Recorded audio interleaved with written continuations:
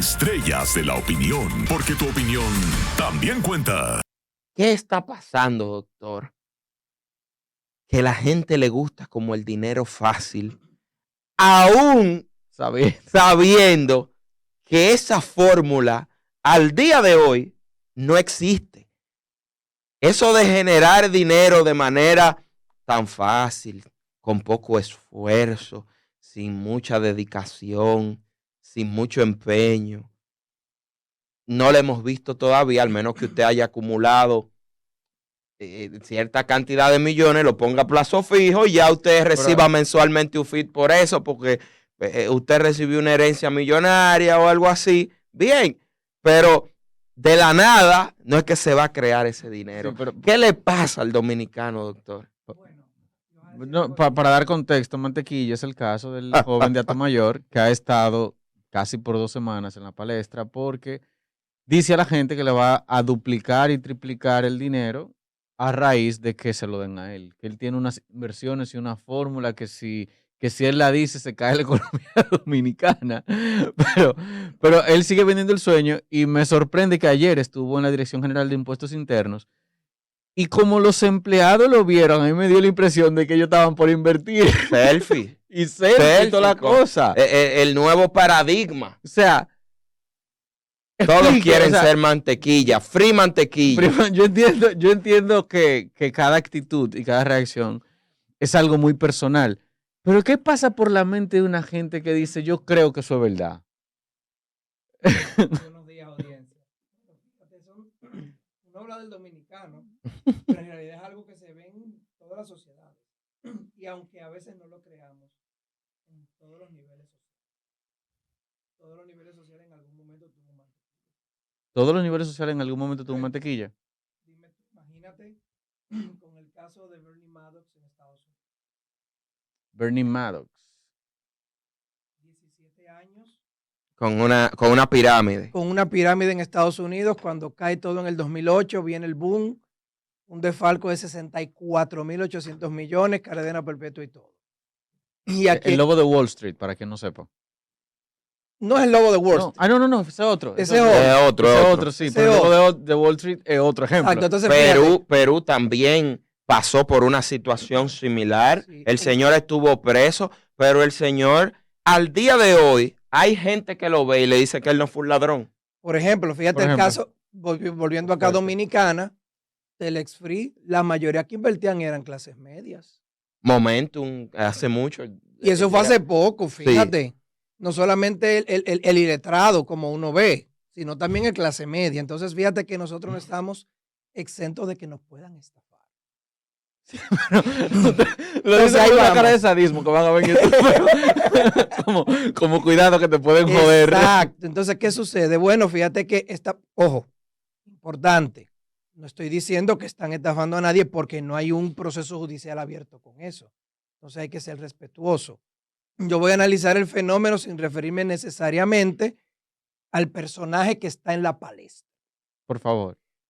Nuestro cerebro, como yo mencionaba cuando estábamos grabando por YouTube, no busca la verdad. Busca sobrevivir y busca ahorrar energía lo más posible. Y por ende, busca atajos mentales que me lleven a la comodidad. Ya le estoy llegando. Exactamente. Entonces, nosotros, cuando escuchamos una oferta. No utilices esos trucos a tu favor, No. Cuando escuchamos una oferta de X tienda, 30% de descuento que bajo tal cosa. Lo primero que hace tu sistema emocional, tu sistema primitivo es ¡pam! Activarse. Y eso te va generando una necesidad de no me lo puedo perder, yo no lo quiero, yo lo necesito. Y permítame un paréntesis ahí, que a veces uno ve esa oferta de un 30% menos y cuando compara el precio con un mes anterior, era el mismo. Exactamente, porque tú no te detienes a analizar el verdadero valor absoluto de ese producto. No te detienes, repítame ese ching ahí. No te detienes a pensar el valor absoluto de ese producto. Okay. No te das cuenta que fuera de esa oferta prácticamente cuesta lo mismo. Entonces, tú le puedes decir a la persona, mira, pero en Black Friday quizás esté más barato y es dentro de un mes. No yo lo necesito ahora porque yo no sé si en Black Friday ya no lo va a ver. Y obviamente hay un asunto del mercadeo que influye en que tú tomes estas decisiones sin pensar mucho. Y ese tipo de decisiones se tienden a tomar más de manera emocional que racional. Entonces, ¿qué sucede muchas veces con estos casos? Cuando tú estás en sociedades en este caso, con pobreza, hay mucha vulnerabilidad. Y cualquier cosa que yo escuche que de manera rápida y sin mucho esfuerzo me va a dar un mejor bienestar, el cerebro te va a decir de manera primitiva, sí, por ahí es que voy.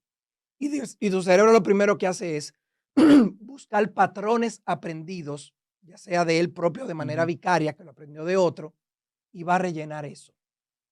Ah, pero fíjate, tal cosa, pero fulanito de tal en algún momento se arriesgó con esto y lo logró, pero quizá no tiene que ver necesariamente con eso que quieres invertir, pero empieza a buscar esos patrones. Y a veces como una afirmación para el comportamiento. Y la oferta es tan tentadora que te bloquea tus canales de razonamiento. Por eso es importante uno detenerse y analizar antes de tomar una decisión. Toda decisión que uno toma, que se toman aproximadamente 4,000 decisiones diarias cada ser humano.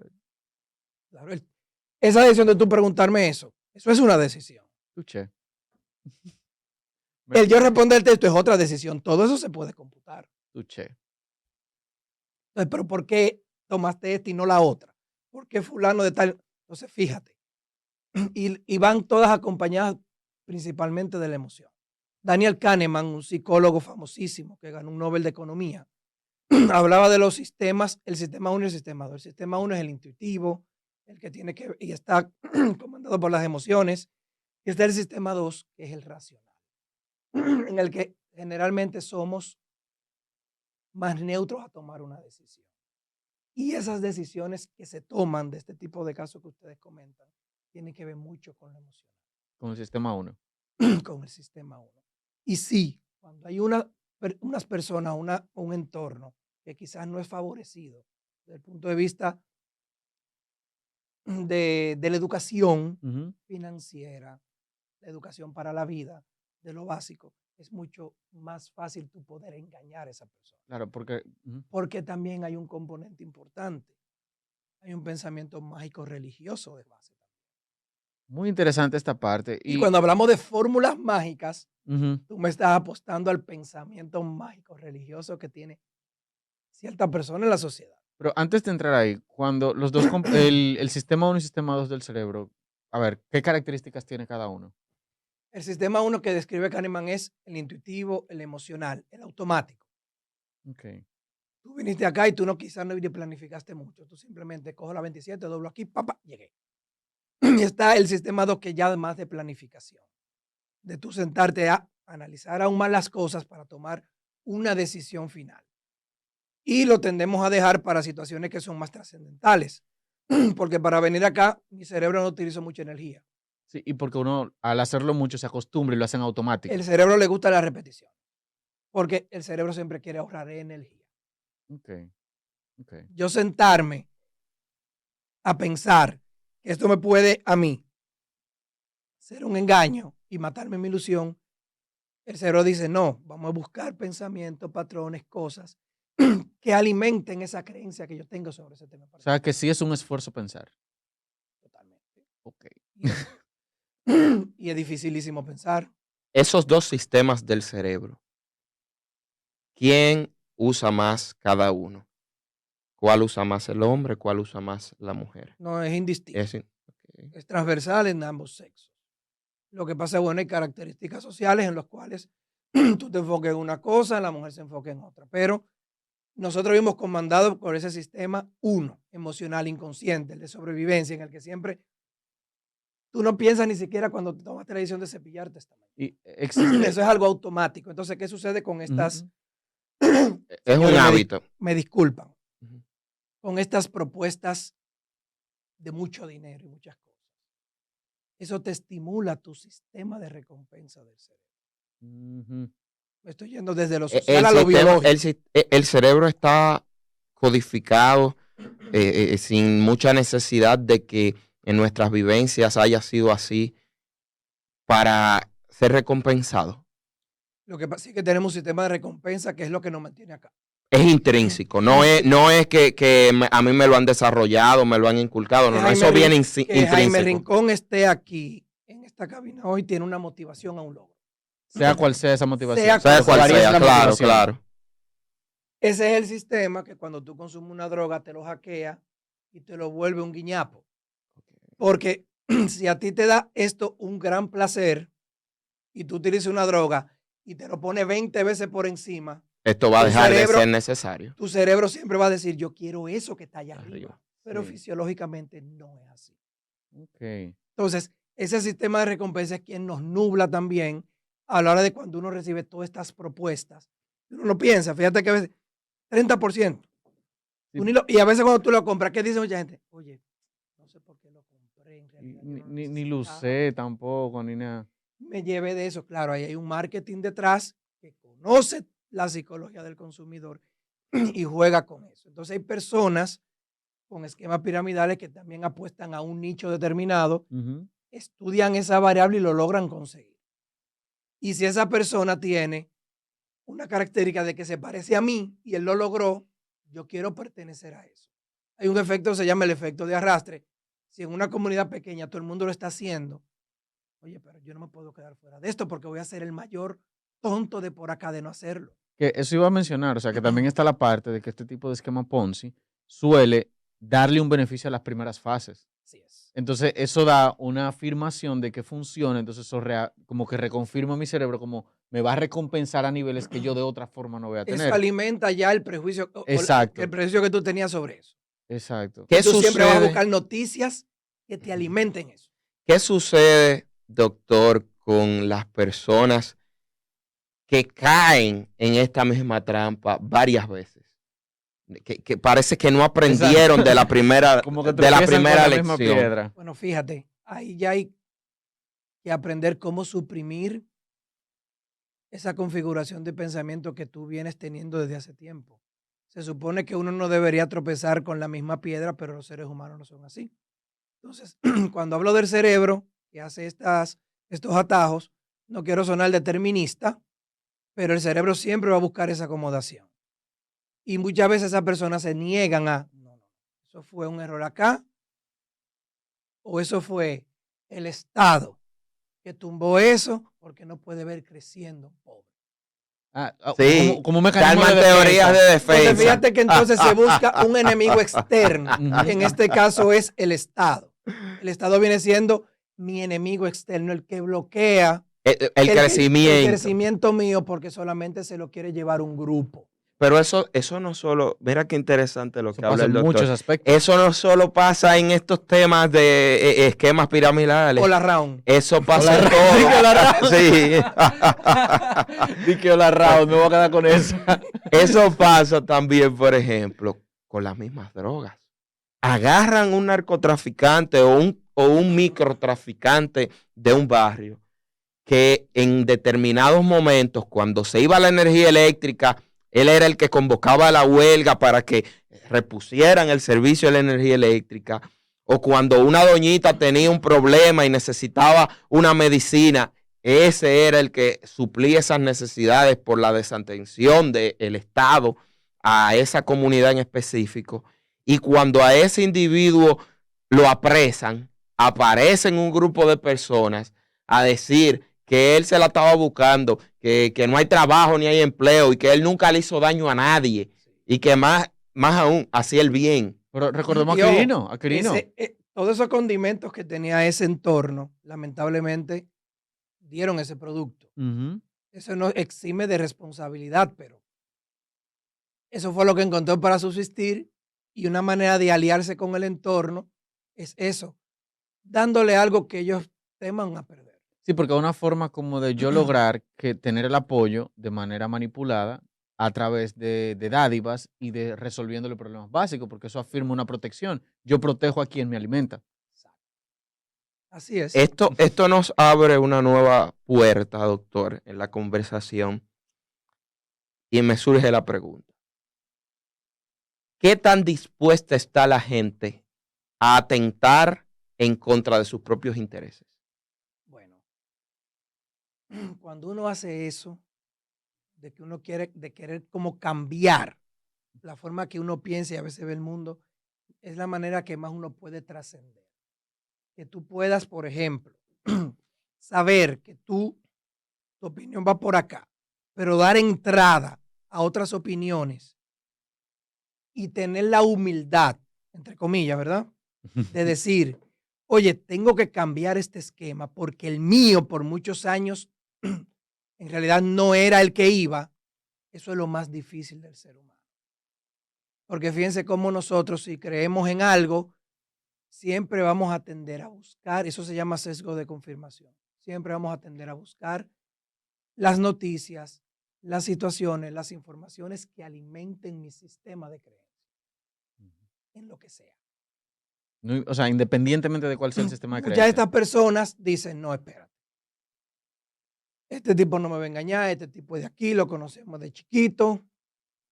Y fíjense que hay un aura ahí como fantástica. No, esto no puede ser porque a nosotros nos cuesta creer que estamos equivocados. Ujú. Señor, es difícil. Es difícil admitir. Es que uno difícil equivoca. admitir que Ujú. tú te equivocas. Es difícil admitir que tu némesis tú digas, wow, tuvo razón. Sí, que de hecho, cuando la persona lo admite, suele reflejar rasgos de vergüenza. Sí, y de verdad como, y es difícil. Y Sí. lamentablemente nuestro ego No, no permite eso. No, exacto, está allá arriba. Está allá arriba. Entonces, lamentablemente uno sí, y no solo las personas de estrato bajo, todos nosotros. Nosotros, incluso, tú lo ves en el algoritmo de YouTube. Si tú siempre buscas algo de un tema y no buscas la contra de ese tema, ¿qué hace ese algoritmo? Siempre te va a refleja, tirar te y reafirma. te va alimentando eso. Ahora, ¿cuántas personas saben eso? Pocas, muy pocas. Y no importa el nivel social. ¿No? Y siguen consumiendo lo mismo constantemente y tienen su sesgo de información y tienen su sesgo de criterio. Y cuando uno lo cuestiona, hasta se ponen a, se airan, se Se incomodan. bloquean, no me hable de eso. Exacto, tú no sabes lo que tú estás hablando. Y ya en el tiempo es que cuando la evidencia está demasiado, Cuando ya no se puede ocultar. exacto, cuando ya no se puede ocultar, como que entonces ahí lo admiten, pero lo admiten muy internamente, como, bueno, tal vez tenía razón, yo Entonces, no sé. asumir eso para hacer un cambio, de verdad, no es algo tan fácil. Pero no es imposible. Y ahí, bueno, es estar abierto a escuchar de todo. Tú tienes que tener con qué para hacerte un propio criterio que sea lo más sano y prudente posible. No es que tú tienes que ser un intelectual, pero es estar abierto, abierto al cambio. Porque este es un mundo muy cambiante y lo que hoy es sí, mañana es no y viceversa. Hay principios éticos universales que nunca van a cambiar, pero todo el resto es algo que nosotros ni siquiera podemos absorber de manera rápida.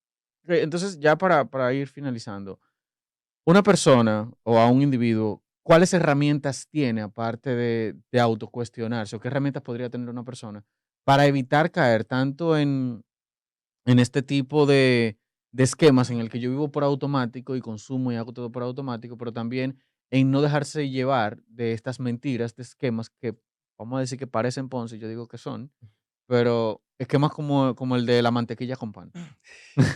Bueno, lo primero es cuestionarte. O sea, es que no hay nada en el mundo que dé un beneficio tan rápido. Eso no existe. No hay forma. No hay forma, ojalá, pero no. Lamentablemente, no existe. No existe. Entonces, lo importante es sentarse y cuestionarse. Ah, pero ¿por qué hay tanta persona en contra de esto? ¿Qué ocurre? Averigua, infórmate, indaga antes de tú tomar una decisión de ese tipo. Porque no hay nada tan bueno que sea tan rápido. Y nadie que encuentre una gallina de huevo de oro la va a dar tampoco. Eso no es cierto. Sí somos solidarios, pero lamentablemente a ese punto no existe ese tipo de solidaridad. En estructura de pensamiento humano, o sea, ¿qué tan solidario puede ser una persona? Porque siempre se tiene la idea, principalmente en países como el nuestro, en que una persona puede llegar y que me va a dar todo y me ofrece, porque me lo ofrece, pero en verdad se está beneficiando de mí. O sea, una persona, yo sé que es muy subjetivo, pero una persona en promedio, tengo entendido que de un 15 a un 20% de lo que tiene, pero ¿es medible eso? No entendí la pregunta. A ver, sí, verdad, me trabé. Tengo que admitir que me trabé. Es como, por ejemplo, ¿qué tan solidario suele ser una persona? Como, ¿qué tanto yo doy antes de que me afecte? Sería la pregunta. Bueno, generalmente tendemos a ser solidarios cuando tenemos un exceso de algo. O somos solidarios porque yo tengo carne, tú tienes plátano, intercambiamos y los dos salimos O sea, beneficiados. que es un beneficio mutuo. Hoy te doy y mañana yo sé que si no tengo tú me vas a retribuir.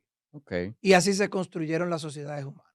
Ok. Hay personas que tienen mucho y dan, ayudan, porque saben de dónde vienen, y hay otros que dan para alimentar su ego. También existe eso. Sí. Porque sí, siempre, que no es malo, siempre y cuando no se use para fuñir a nadie, pero siempre hay un poquito de Pero- ese reconocimiento de que ayuda. ¿Cree usted, doctor, Sí. que en los momentos que estamos viviendo en la sociedad es necesaria esa solidaridad y que se muestre esa solidaridad a través de los medios de comunicación y de las plataformas de redes sociales?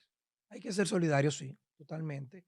Lo que pasa es que, a ver, nosotros como sociedad, si nos ayudamos, crecemos como colectivo. Vivimos en una sociedad que todo es lo individual. A mí no me importa lo que te pasa a ti siempre y cuando yo esté bien.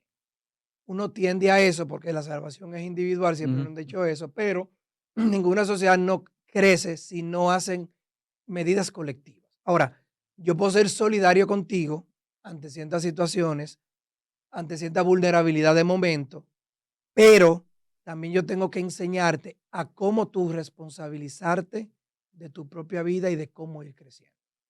Y claro, un estado que te ayude a tu poder ir descollando a medida que tú vas creciendo en la vida.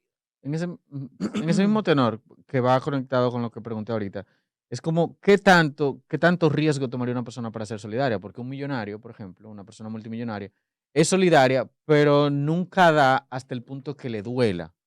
Se suele decir como, da hasta que duela, pero eso no suele pasar. Y lo que quiero como dejar la idea es, los casos como esquema Ponzi, como el de Mantequilla, es como una persona que yo te estoy regalando una duplicación de tu dinero, te estoy regalando una duplicación de tu dinero porque a mí me interesa beneficiarte. Entonces, eso existe verdaderamente en un ser humano. Bueno, si es en ese tipo de esquemas, no creo. Ahí simplemente está el negocio. Y como te digo, es muy individual. Quizá, como yo veo la solidaridad, puede ser que la vea otra persona diferente, pero en este tipo de esquemas, que no está muy claro si es piramidal, Ponzi, etcétera, nadie da nada gratis. Yo lo doy ese era por el un chin. beneficio, O sea, obviamente. ujú. A ti un banco te da un préstamo y te ayuda en tu construir tu emporio, pero obviamente recibiendo algo a cambio. Así es. Vamos En a ver. en la vida nadie nada gratis. Absolutamente. Siempre hay un beneficio. Vamos con esta llamadita que tenemos en línea. Buenos días. ¿Quién nos habla desde dónde? Bueno, se desconectó esta llamada. Doctor, muchísimas gracias por estar aquí con nosotros y por compartir de este tema que es de mucho interés y como para que la gente evite caer en esquemas similares y que seguir siendo engañado por mantequilla, mayonesa o demás. Bueno, y ketchup, entró la llamada. Vamos a recibirla antes de despedir. Buenos días. ¿Quién nos habla desde dónde? Eri, Carlos Giovanni. Cuéntanos, Giovanni. Doctor, Sí. yo tengo una pequeña consulta personal. Yo soy un tipo que a mí no me preocupa nada. Yo tengo una filosofía de vida que es que si yo no puedo hacer nada en ese momento por ese problema, yo no me muevo, ni pienso ni siquiera en eso. Y eso puede caer hasta incluso mal en la gente, que el mundo se está acabando.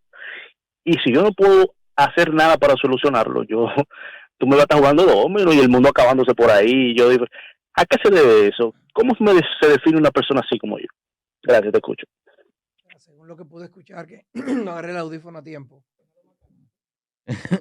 No, y que no se preocupa por alguna circunstancia. Exacto, como que no le da problema ver a alguien sufriendo, algo así fue que escuché. Bueno, hay que ver, quizá está desganado o frustrado porque no tiene las herramientas para poder ayudar a ciertas personas. Siempre a alguien algo le preocupa. Fíjate que esa llama de una preocupación. Tuché, es una preocupación de por qué él tiene esa actitud. Exactamente, porque estoy como frío emocionalmente. Tuché. Entonces habría que revisar qué ha pasado últimamente o qué ha venido desde atrás que te ha llevado a a tú entender que ahora mismo estás frío emocionalmente. Pero qué bueno, porque fíjate que el primer paso fue tomar esa decisión y ver que hay una preocupación de por qué me siento no preocupado. Giovanni, te toca consulta con el doctor. Estrella 90.5 FM presentó Estrellas de la Opinión.